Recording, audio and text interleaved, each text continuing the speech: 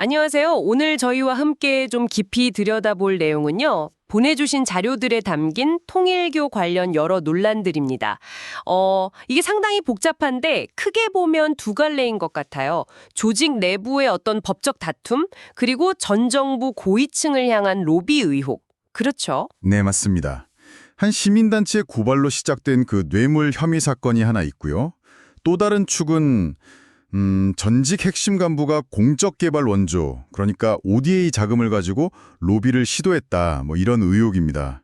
보내주신 자료들을 보면서 이 얽힌 문제들의 핵심을 좀 짚어보겠습니다.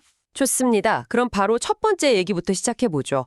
내부 갈등에서 불거진 뇌물죄 고발 사건. 이게 2024년 3월이었죠. 시민단체 정의연대의 김상민 총장이 통일교 한학자 총재를 포함해서 관련자 6명을 뇌물 혐의로 고발하면서 확 떠올랐어요. 자료에는 그 독생여 TM이라는 표현도 나오던데요. 네네, 그 호칭이 쓰이기도 했죠. 근데 이 고발 배경을 보면 그 안에 상당히 복잡한 내부 권력 다툼이 있는 것 같습니다.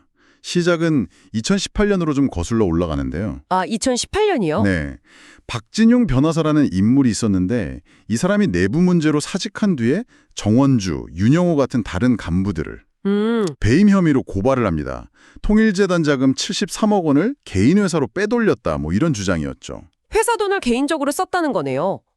네, 일종의 그런 주장이죠. 그러자 이쪽 정원주 윤영호 측도 가만히 있지 않고 박 변호사를 다른 옛날 소송건으로 맞고소하고 완전 뭐 진흙탕 싸움이네요. 그렇죠.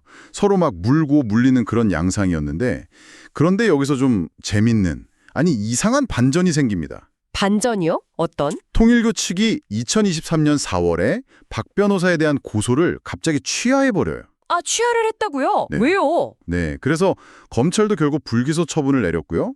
그런데 김상민 총장 주장은 뭐냐면 통일교 측이 처음에 박 변호사를 고소했을 때 그 검찰 조사 과정에서 이런 취지의 진술을 했다는 겁니다.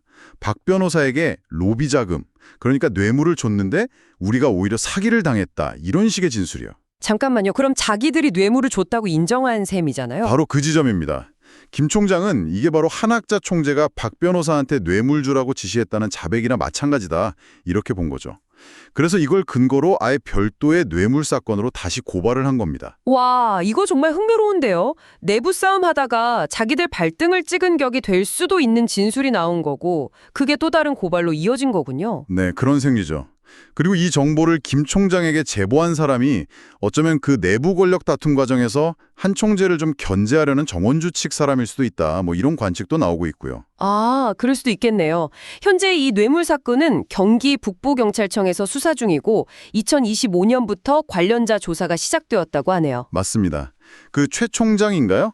분성에 따르면 만약 이게 혐의가 입증된다면요, 법적 책임은 결국 로비를 직접 지시한 걸로 지목된 한학자 총재, 그리고 그 돈을 받아서 전달한 걸로 알려진 박진용 변호사, 이 두 사람에게 좀 집중될 수 있다, 이렇게 보고 있습니다.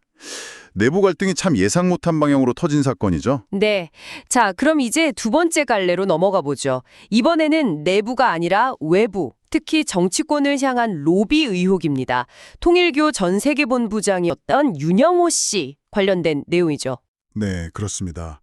이 윤 씨가 소위 건진법사라고 알려진 전성배 씨를 통해서 윤석열 전 대통령 부인 김건희 여사에게 뭐 명품 가방이나 수천만 원짜리 목걸이 같은 고가 선물을 주면서 로비를 하려고 했다는 의혹입니다. 선물 로비 의혹이군요. 네.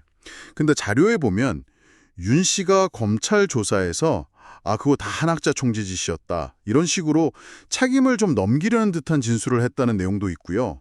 또 압수수색 영장에는 구체적으로 5가지의 청탁 내용이 적시되었다고 해요. 뭐 YTN 인수 문제라던가 UN 제535국 유치 같은 것들이요. 아, 구체적인 청탁 내용까지? 그런데 이 의혹이 단순히 선물 전달 이걸 넘어서 정부의 ODA, 그러니까 공적개발 원조 사업이랑 연결될 수도 있다는 정황이 나온다는 거죠. 특히 아프리카 쪽 ODA 예산이 윤석열 정부 들어서 엄청 늘었다고요. 네, 맞아요. 그게 좀 주목할 부분인데요. 2023년에 아프리카 ODA 예산이 전년보다 한 630억 원 늘었고 2024년에는 또 전년보다 865억 원이 늘었어요. 와, 합치면 거의 1,000억 원 가까이 늘어난 거네요, 2년 만에? 그렇죠. 이게 다른 지역 ODA 예산 증감액이랑 비교해보면 상당히 이례적으로 큰 규모거든요. 그런데 공교롭게도 이 시기가 통일교가 아프리카에서 월드 서밋이라는 큰 행사도 열고 또 아프리카 본부를 세네갈로 옮기려고 하고 막 아프리카 쪽에 공을 들이던 시기랑 겹친다는 겁니다. 시기적으로 그렇다는 거군요. 게다가 윤영호 씨 본인이 2022년에 어떤 행사에서 ODA가 우리한테 중요한 재정 확보고 내가 윤 대통령 직접 만나서 암묵적 동의 구했다 뭐 이런 식의 주장을 했다는 내용도 자료에 있다면서요. 네, 그런 내용도 포함되어 있습니다. 거기에다가 정부가 한아프리카 정상회의 열고 ODA 확대 발표할 때 김건희 여사가 또 지원 사격에 나섰다는 점까지 이런 것들이 다 연결돼서 의혹이 커지는 거군요. 네, 맞습니다. 그래서 조국혁신당 김준영 의원 같은 경우는 이런 정황들을 볼 때 ODA 사업이 혹시 특정 단체의 어떤 사적인 청탁을 들어주는 도구로 쓰인 거 아니냐 이런 의혹을 제기하면서 좀 전반적으로 점검해봐야 한다 이렇게 주장하고 있습니다. 하긴 이게 만약 사실이라면 정말 심각한 문제죠. 우리 세금으로 하는 ODA 자금이 특정 단체 로비에 쓰였다면요. 그렇죠. 이게 국내 문제를 넘어서 국제적인 신뢰도 문제까지 갈 수 있는 굉장히 심각한 사안이 될 수도 있습니다. 네, 오늘 이렇게 살펴본 것처럼 통일교를 둘러싼 논란이 내부 권력 다툼에서 나온 걸로 보이는 뇌물 혐의도 있고 또 전직 간부가 연루된 외부 로비 시도, 특히 이 막대한 ODA 예산 증액과의 관련성 의혹까지 정말 여러 문제가 복잡하게 얽혀 있는 것 같습니다. 네. 이게 단순히 한 종교단체만의 문제를 넘어서서 우리 사회 공적 자금이 어떻게 쓰여야 하는지 그 투명성의 문제, 그리고 또 정치 권력과의 관계는 어때야 하는지 이런 근본적인 질문들을 던지고 있는 것 같아요. 청취자 여러분께서는 이 복잡하게 얽힌 사건들 어떻게 보고 계신가요?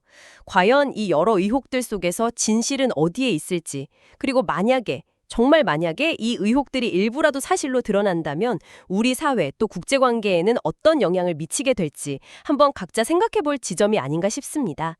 오늘 저희의 심층 분석은 여기서 마무리하도록 하겠습니다.